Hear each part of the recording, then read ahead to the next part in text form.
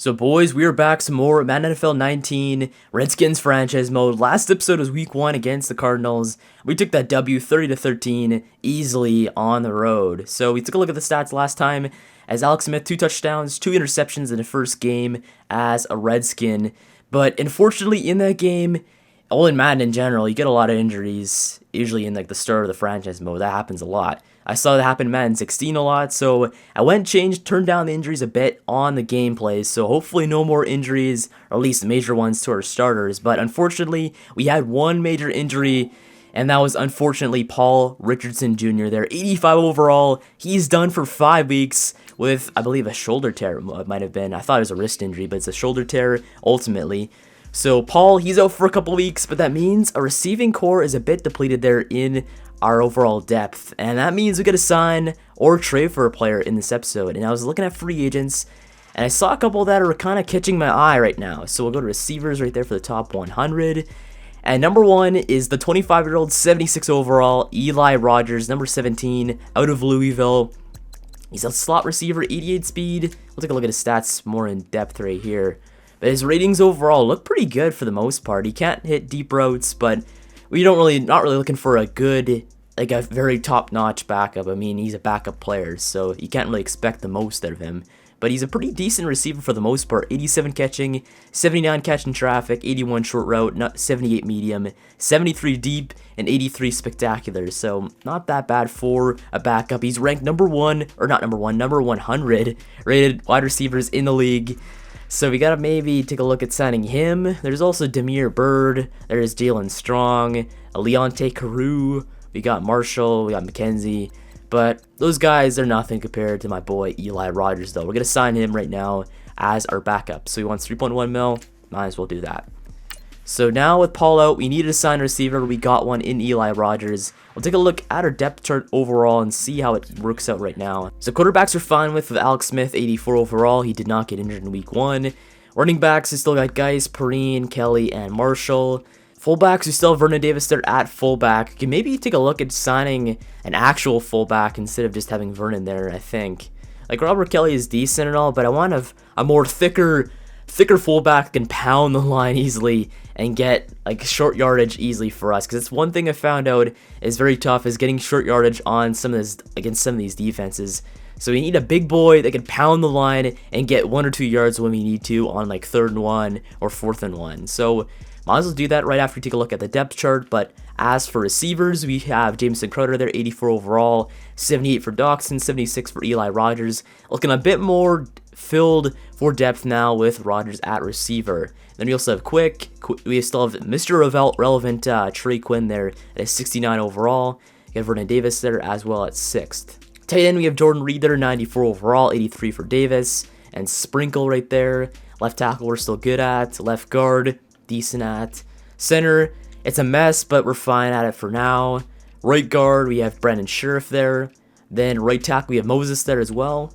And then left end, we have Ioannidis, did very well in that week 1 game. We have Jonathan Allen at right end on the opposite side. D-tackle, Daron Payne, didn't make that much of an impact in week 1, but his impact was noticed by me. He was great on the interior. He'd always get through those linemen easily when I tried playing with him. But as for the rest of the players, left us at linebacker, Ryan Kerrigan, great game out of him though. Week 1, he is an absolute beast getting that sack, and he was putting a lot of pressure on Sam Bradford the entire day, though. That's probably one of the reasons why we won that game. But middle linebacker, Zach Brown, great game from him as always. Right outside linebacker, Pernell McPhee, great game for him as well. I believe he got a sack too. Then corner, Josh Norman, getting that safety there. Those 2 points, pretty valuable to me at least. 87 overall, he's doing well. The rest of the corners, Dunbar, Scanrick, they all played pretty decent for the most part. We didn't have that great of a game in the secondary when it came to passing, because Sam Bradford did very well. But for the most part, we did well. We did not allow them to score too many points, so that's fine with me. As for the rest, free safety, we have Nicholson, did well in that game as well. Strong safety, Swearinger, he did decent. Dustin Hopkins did not try him at all in that game, but as we're looking at him right now, might as well just take a look at his kick power and stuff. So Hopkins, he has a 94 kick power, 80 accuracy, 77 speed. That accuracy is not really where I want it to be. I want a more accurate kicker probably for this team, so we'll take a look at free agency for him as well. So we got to take a look at free agents for fullbacks, and might as well just take a look at kickers as well too. And then for punter, Trustway, he's a beast. I don't care about him at all. At least I don't care about getting rid of him. He's got a 98 kick power, 84 accuracy. Sure, he could do, or Trust could do whatever he wants at all in this team, and I'd be fine with it. He was a beast for those coffin corner punts in that game. But as for the rest, we'll take a look at the free agency and see if we could find some additions to this team. Fullbacks, it's looking a bit kind of depleted there for fullbacks for now, at least. Like, we have DeMarco there at 29 years old, 67 overall, but how much does he weigh? He weighs 234. I want a bigger guy. There's 260 for Marquez Williams. They're 61 overall, 24 years old from the Browns practice squad. There's Dimitri Flowers. They're 61 overall. He does fit our scheme as well, too. He's got a 78 speed. Not bad at all for a fullback. Lead block 74. We kind of want a better blocking for him. 78, yeah. I think we're fine with Davis for now, but maybe in the offseason if there's any fullbacks, because usually there's like a very good fullback or something in the free agency, so might as well just sign one. Probably then will be the best system for us right now. Kickers, there we go. So we have Young Ho Koo from the Dolphins squad. Let's see him. He's got a 74 overall, 24 years old. I believe he was on the Chargers last year in real life, but he's got a 93 kick power, 77 accuracy. Hopkins is better than that. Patrick Murray, he's got a 92 and was like a 80. Yeah, we're fine with Hopkins for now. He's the best option for us at this point. So we signed Eli Rogers there in the free agency. It's not bad for a pickup for a backup receiver. The rest of the team seems fine for the most part. I don't think we need to make any changes. We won week 1. That's what matters right now. We're getting W's. That's all that matters to me. But practice squad, see if they have to fill that one up again. And we don't have to, as we added a couple players last episode. So we're good with that for now. Let's take a look at the next week. So we're facing off against the Colts next week. I believe the Colts are not that good in this game. Yeah, they're pretty much drop dead terrible. So the Colts, we better win week 2. If not, that'd be kind of sad for us, as we'll go sim this week and see how the rest of the division did for their games. So after week 1, the Steelers #1 in the NFL right now, at least for the standings, which is pretty much everyone's want to know if you're top. But regardless, in the NFC East, we all took W's except the Giants there, which is kind of odd. I thought the Giants might have been able to win that game in week 1, but we'll go take a look and see what happened for them, because I just want to see how Saquon Barkley did in his first game as an NFL player. Saquon had a hell of a game, 119 on the ground, 11 carries, 10.8 average per carry, and a touchdown. Great game out of Saquon, though. Even better than I expected, actually. Did he get any receptions or receiving yards? He probably did at least. He got 3 yards and 1 reception, so pretty good game for him. Great NFL debut for Saquon Barkley, but we'll take a look at what the Colts did last week against their team. The Colts faced the Bengals, that's why they won. That makes sense. So Andrew Luck, 209, no touchdowns, no interceptions. That's pretty surprising there. As for Dalton, 217. They had a decent game overall for them, not bad. Rushing wise, they have Marlon Mack at 46, 22 carries, 2.1 per carry, and a fumble. Not really that great of a game for him. Bernard at 27 and a touchdown, 14 for Hines. Receiving wise, T.Y. Hilton at 90 on 7 receptions, Eifert at 77. As for the rest, not really that great of a game for the Giants offensively. Let's see their defense, though. They probably had a good game defensively. Colts, who do we get to watch out for? Kayvon Webster, they're 8 tackles, 7 for Geathers, 7 for Jabal Sheard, there's 7 tackles and 1.5 sacks, 5 for Robinson and a sack. So this team is more of a defensive team that we got to watch out for in the next game, though. Hopefully our defense could play as well as their defense, and our offense steps up big and plays like we did last week. That's all we need to do in order to win this game. So week 2 against the Colts, let's sim this one and see how we play against Andrew Luck and those pesky Colts. And we unfortunately lose that game, and we're 1-1 on the season. That's not good. How do we lose that game against the Colts? 35-14 too as well. So we got destroyed pretty much. So let's take a look at that game and see what went wrong and where we can correct things. Luck at 285 and a touchdown there, first touchdown pass of the season. Smith at 245, a pick and a touchdown, 80.9 passing rating. Got sacked 2 times, 60% completion percentage, and not that bad of a game though for him. It was pretty much alright. Rushing wise, Darius Geis had 75 on 17 carries, great game for him, 4.4 per carry. Marlon Mack at 59 and a fumble, 14 for Kelly. Let's see receiving wise though. So Jordan Reed at 81, 95 for Jameson Crowder and a touchdown, 66 for Grant for the Colts. Let's see our receiving. 25 for Eli Rogers, the newest Redskin there on 3 receptions, 16 for Vernon Davis, 13 for Geis, 11 for Kelly. But what went wrong though? I don't really see anything wrong yet. It must have been our defense just not doing well. Blocking wise, who let up sacks? 2 for Trent. That's surprising. And 1 for Moses as well. So Moses back-to-back weeks letting up a sack. Not that good for him.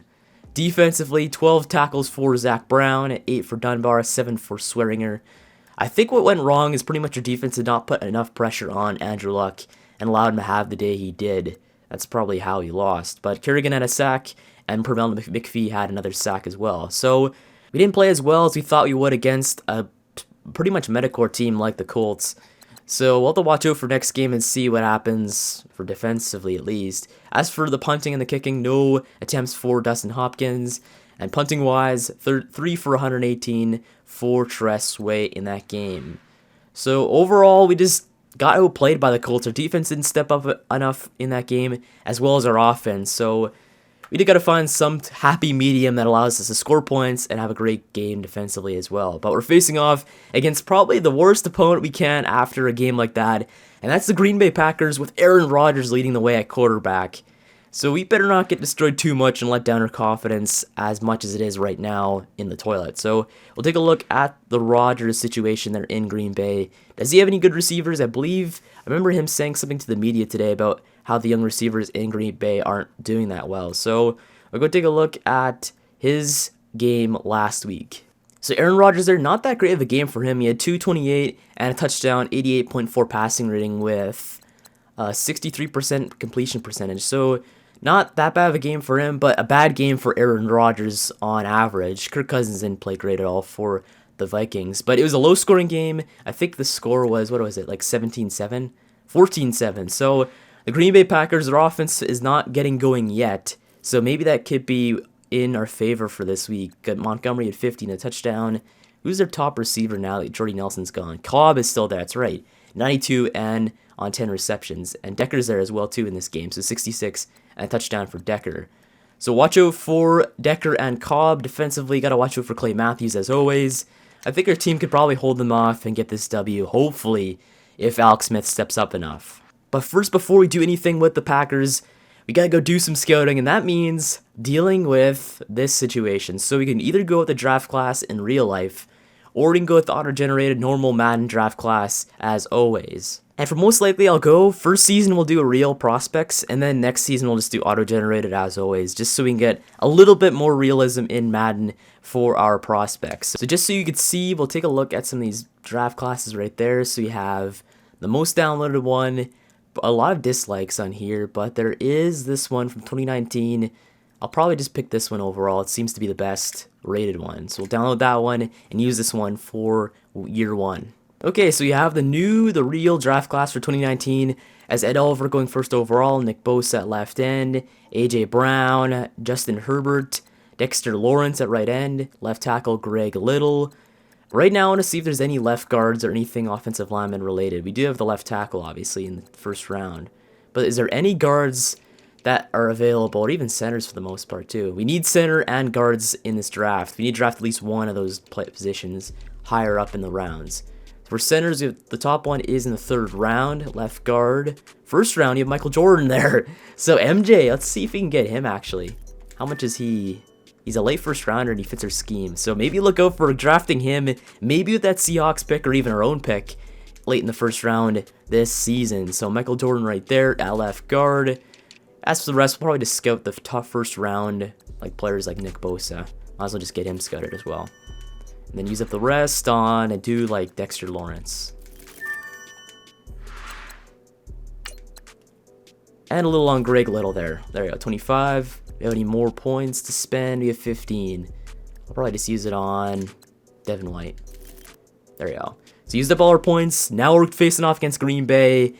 Are we at home? Yeah, we're at home. So home game, please win against Aaron Rodgers. We need to win this game against Aaron Rodgers and the Packers. Let's get it.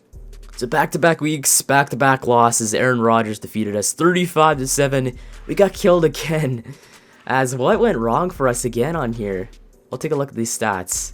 So passing yards were in our favor, rushing yards were in their favor, overall was in their favor, punting yards, red zone percentage, yeah, they had more time of possession, so just overall they just defeated us easily offensively and defensively. Aaron Rodgers, great game for him, 208, 2 touchdowns, 0 interceptions. Alex Smith, Medicore Day, 249, a touchdown and 2 picks, and he fumbles it all. He had 4 sacks against him, and a 57% completion percentage compared to Aaron Rodgers' 74%. So Alex Smith not really playing that well to start off the season as he did in week 1, but we'll see if he can maybe shut off that rust, as he just needs some time in order to get this offense in order. But Ty Montgomery had 52 on 17 carries and 1 touchdown.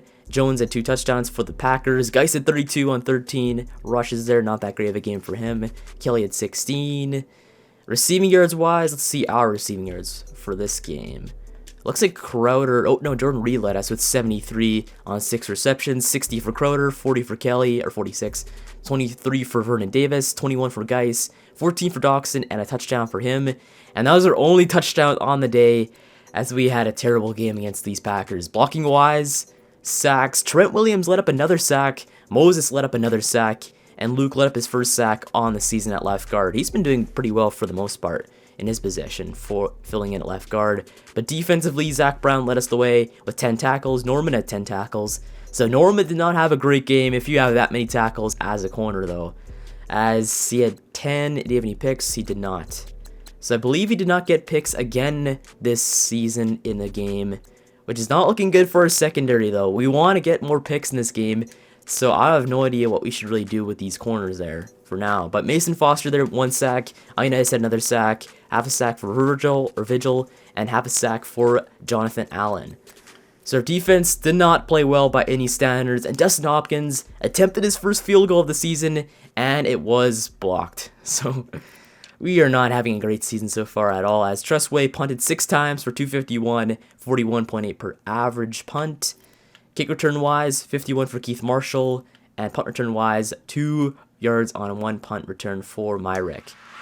So Aaron Rodgers was on the field for most of the day, and that's how they won that game pretty much. We're on the bye, and we need to figure out some things before we do anything at all, as this team is slowly falling apart in year 1 to start off this season. So any injuries at all for this team in that game? Was there any injuries at all? It doesn't look like there was. There isn't really a lot that we could do as of right now. Maybe you could see if there's any players on the market later on, but as for now, I want to stick it out and see if these players can figure out on themselves before we make any drastic changes at all. So we'll go upgrade DJ Swearinger. Probably is, I'm not even sure to upgrade. Probably just his run support, actually. Do that. Make him a bit faster, possibly. And he's now at 88 overall. So that's pretty good for him. And so now Swearinger is good at strong safety. Anyone else needs upgrades at all? It doesn't look like it so far. Yeah, offensively, we're not getting upgrades yet. So right now we have some more scouting to do. We'll do that first and see if we can find any more gems here in this draft. As for centers, we went and scouted Jenkins there at the top rated center. Let's see Eberle actually here. Alec Eberle. Mid-third rounder. Let's see Bozeman. He's decent right there as well. Right guard. Maybe flip a right guard to a left guard. We could do that as well. We have Queenenberry. Not bad. Let's go find a left guard now. Warmack. Is he any good? He's alright so far. So we did some more scouting. Now there is some more negotiations that we can make with this team re-signing wise. So you have Jamison Crowder there that wants to re-sign, Pernell McPhee, Preston Smith, Robert Kelly. For now, we'll probably take a look at if Jamison Crowder wants 25 mil for 4 years, $13.4 million signing bonus. It's a lot. Crowder, I'll probably wait on him. Well, you know what? We'll probably just wait until like week 5 or week 6, most likely like week 6 or 7 for re-signing players so far. As we're on our bye week, I'm not sure what we could really do with this team at this point. I want to go sim to the Panthers game and then see where we're at right there. But we're facing off against the Saints next week. Take a look at our situation there and see if we can defeat those Saints. Big injury decision time as Paul Richardson is finally cleared by doctors. The thing is that he has a high chance of a re-injury, so I'll probably just start Jamison Crowder there just for the couple more weeks up until he's fully healthy. We got more scouting to do. We're facing off against the Saints. We're only 1-2 in the season. We're not bad, but I just want to get some more W's early on this season. I just want to see Alex Smith succeed early on as a Redskin. But for the rest, right now our division is very not good for us. 4-0 Cowboys, 4-0 Eagles, 1-2 Redskins, 1-3 Giants. So right now it's not looking good for us making the playoffs so far, but hey, you never know if the Eagles get some injuries or the Cowboys get some injuries, and then they could maybe fall down. We can take over. You never really know at this game. So we'll take a look at the week so far. So we're facing off against the Saints in this week. We'll find out what they did so far this season, as they had 2 W's, 2 losses, pretty much average. Last week they destroyed the Giants at 38-14. So hopefully they don't destroy another NFC East opponent here. As let's see what they did against those Giants. Breeze has had 343 and 5 touchdowns. That is not good for us. He just tore up the Giants defense. Rushing wise, 87 for Alvin Kamara, at 41 for Ingram. So Saquon Barkley was only held to 16 rushing yards. That is insane. Blocking wise, I really don't care too much about that. Defensively though, defense. Take a look at the Saints. They had 7 from Monte Teo, any sacks. They had a lot of sacks. 2 from Rankins, actually not too many sacks, but 1 from Okafor, and he picks it all, but no picks though for them. Kicking wise, they had 1 for 1 from Will Lutz. Punting wise, 1 for Morstead. So they're a very offensive team, very good, as any team with Drew Brees is bound to do well passing wise. 343, 5 touchdowns, insane game for Drew Brees in that one. But hopefully your defense, Ryan Kerrigan, gets to him a lot in this game. As we're facing him off against them on a Monday game, we got to do something here, as we need to win this game and make it to 500 once again. Unfortunately, a very close game, but we lost 29-26 against the Saints on Monday night. Very close game at least we finally didn't get blown out again by another team. As for passing yards wise, Drew Brees, 340, 4 touchdowns, 1 interception. Great game for him at the 122.9 passing rating. Smith had 79.9 passing rating, 292, a pick and a touchdown. He had a 55% completion percentage, whereas Brees' 75% of his passes were complete. That is insane. Rushing wise, Geist had 77 and 20 carries, 41 for Alvin Kamara. Great. At least our defense held them. Our run defense is good at least, but Kelly had 10 and a touchdown for us. Receiving wise, let's see our receivers. So we had 70 from Jordan Reed, 52 from Crowder, 49 from Vernon Davis, 42 from Eli Rogers, our backup receiver. He's doing well. 36 from Doxson and a touchdown, and 15 from Geist and 21 from Kelly. Blocking wise, we let up sacks this week, and no one let up a sack. Finally, a good week for our offensive line. That's nice. Then defensively, we have 11 tackles, for Orlando Skandrick. He didn't really do that well then if you have 11 tackles as a corner. But 9 from Zach Brown, 8 from Nicholson, 7 from Ioannidis, and a sack for him. 5 for DJ Swearinger, 5 from Dunbar, and let's see sacks-wise. Only 1 sack from Ioannidis on the day, but picks-wise, we finally get a pick, and his name is DJ Swearinger there, getting a pick finally in this game for the first time in a couple weeks already.